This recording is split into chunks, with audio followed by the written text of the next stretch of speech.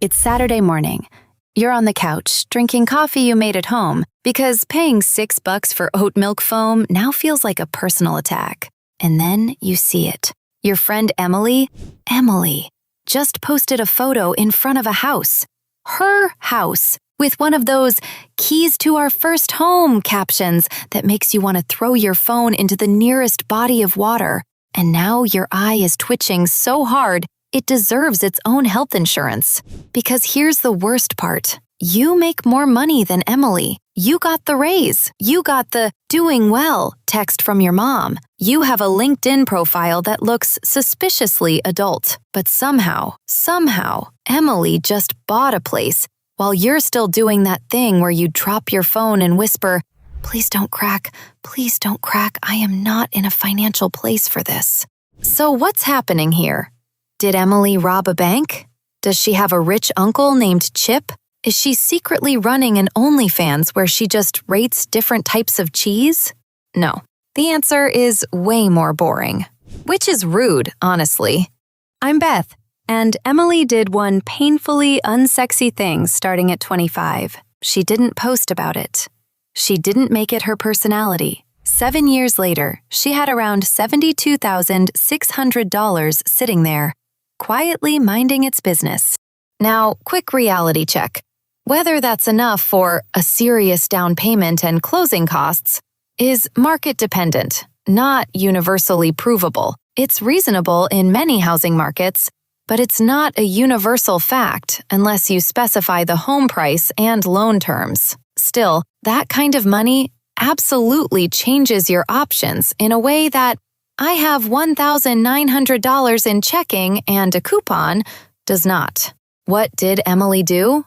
She put $600 into an investment account every single month and then pretended that money didn't exist. That's it. That's the whole secret. I'm sorry it's not more exciting. If you're tired of feeling like everyone around you figured out some cheat code you didn't get, keep watching. Because I'm about to show you the math that makes normal people rich, and it is deeply annoying. So hit subscribe and join Team Beth, because if you're tired of watching people with your exact salary accidentally build wealth while you build a Sephora points balance, rewards points, and denial while sipping your iced coffee, you do not need more vibes. You need a team. That's us. I want you to meet two women who are about to illustrate why I have trust issues. Meet Lauren. She's 30 years old, makes $70,000 a year, lives in a decent apartment, drives a 2018 Mazda that she bought with actual money instead of a loan, and has about $72,600 invested. Now meet Madison.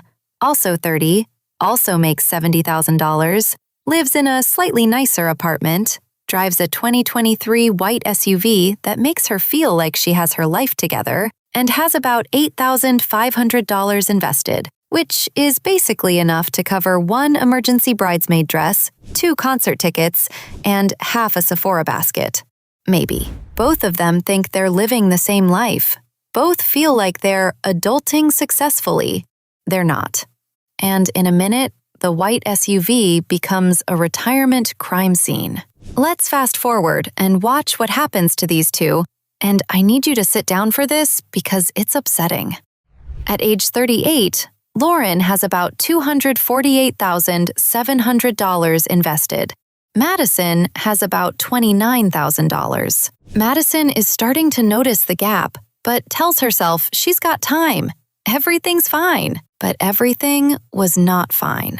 At age 48, Lauren has about $796,100 invested. Madison has about $92,900. Now Madison is sweating. She's got a mortgage, 2 kids in expensive hobbies, a group chat planning another bachelorette trip to Nashville, and her SUV just hit 100,000 miles, so obviously she needs a new one. She does not. At age 58, Lauren has about $2.28 million invested. Madison has about $265,800. Compound growth has entered its going absolutely feral phase, and Madison is now Googling things like, "Can I retire at 58?" And finding out the answer is, laugh out loud, no. At age 68, Lauren has about $6.29 million invested, retires, buys patio furniture she actually has time to sit on, and lives her best life. Madison has about $733,800 invested, realizes she's working way longer than planned, minimum, and that beach condo fantasy is now a Zillow tab she closes out of spite. Same job, same salary, same number of years breathing air on this planet. One of them is set for life. The other one is doing the math on whether she can afford to retire before she dies. Here's the twist that's going to make you think about your life choices. Quick note before we go deep. I'm a financial educator, not a licensed financial advisor. Everything in this video is for educational purposes only. Your financial situation is unique. Always consult a qualified professional before making any financial decisions. Lauren invested $600 every single month, starting at age 23. That's all she did. $600 per month into a boring S&P 500 index fund, using a 10% annual return assumption for this example. Set it to auto-withdraw, then went about her life like that account didn't exist. She checked it maybe twice a year, said, neat, and went back to watching The Office for the 47th time. Madison, on the other hand, only invested about $70 a month. The other $530 kept disappearing into the white SUV payment, lash fills, boutique fitness, little weekend treat-yourself runs, and I just popped into Sephora for one thing, which is the female version of a casino. That's the entire difference between $6.29 million and $733,800. One decision, repeated over time. That's it. Okay, I can hear you screaming at your screen right now. Beth, I don't have $600 a month just sitting around collecting dust. I'm barely holding my life together with duct tape and hope. Here's where I'm going to make you mad. You have it. You just don't think you do. Let me show you where your money is actually going, and I want you to sit with the discomfort this creates. The average American spends about $301 per month on their car payment. Not insurance, not gas, just the payment on a depreciating asset that loses value faster than my motivation on a Monday morning. Add another $215 per month on restaurants and food delivery. That's every time you said, I'm too tired to cook, and ordered $34 worth of Chipotle that arrived cold and sad. Another $89 per month on that gym membership you haven't used since January 3rd, subscription boxes you forgot about, and apps you signed up for during a free trial in 2021. That's $605 right there. Just gone. Vanished into the void of things that don't exist anymore. But here's what that money really costs you. Using the same 10% annual return assumption over 30 years. That $215 restaurant budget grows to about $486,000. You're not spending $215 on food. You're spending $486,000 on food. That's the most expensive burrito bowl in the history of capitalism. That $301 car payment grows to about $680,000. You're not financing an SUV. You're financing a $680,000 SUV. For that price, it should fly. Okay, buckle up, because I'm about to show you the math. If you invest $600 every month for 35 years at a 10% annual return assumption, you end up with about $2.28 million. If you keep doing it for 45 years, you end up with about $6.29 million. At 35 years, you only contributed $252,000 of your own money. The other about $2.03 million came from growth. At 45 years, you contributed $324,000. The other, about $5.97 million, came from growth. The market did almost all the heavy lifting. It's like some kind of magical money garden where you occasionally water it and ignore it. Here's the timeline. After 10 years, about $123,000. Cute, but nothing to quit your job over. After 20 years, about $456,000. Okay, now we're talking. After 30 years, about $1.36 million. Hello, is this real life? After 35 years, about $2.28 million. After 45 years, about $6.29 million. This is stupid. I love it. The first $100,000 takes about 9 years. It's slow. It's painful. You'll want to quit. But once you hit $1 million, getting to $2 million takes only about 6.5 more years if you keep going. Why? Because at that point, your money is making more money than you're adding to it. It's like your portfolio got a second job, but without the existential dread. This is where it gets offensively unfair. Person 1 invests $7,000 per year from age 22 to 32. That's 10 years. $70,000 total out of pocket. Then stops completely. Never adds another cent. Just lets it sit. At a 10% annual return assumption, they'll have about $2.59 million at age 65. Person 2 waits until 32 because they're not ready yet and still figuring things out. Then invests $7,000 every year for 33 years until age 65. They contribute $231,000 total, more than 3 times what person 1 contributed. They end up with about $1.56 million. The person who invested for 10 years and stopped has way more money than the person who invested for 33 years. Make it make sense. It does mathematically, but I'm still mad about it. Time matters more than people think. A lot more. Okay, this is the fear that keeps smart people broke forever. Stocks are volatile. That part is real. Short stretches can be ugly, really ugly, but long stretches have looked very different. In one widely cited rolling return chart, even the worst 20-year stretch for the S&P 500 still averaged a positive annual return. That doesn't mean crashes are fun. It means long holding periods change the story. And here's the part that rich people know and broke people don't. If you're investing every month automatically, crashes can actually help long-term accumulators. When the market drops, your next deposit buys more shares. It's like Black Friday for your retirement account. Dollar cost averaging means you automatically buy more shares when prices are low. You don't have to think. You don't have to time anything. The system does it for you. There's a famous investing story that the best performing accounts belonged to people who forgot they had the account or died. I'm not suggesting you die. I'm saying the less you mess with it, the richer you usually get. People who checked their accounts daily during crashes and panic sold, they locked in losses and missed recoveries. People who kept automatically investing through the mess, they kept buying at lower prices.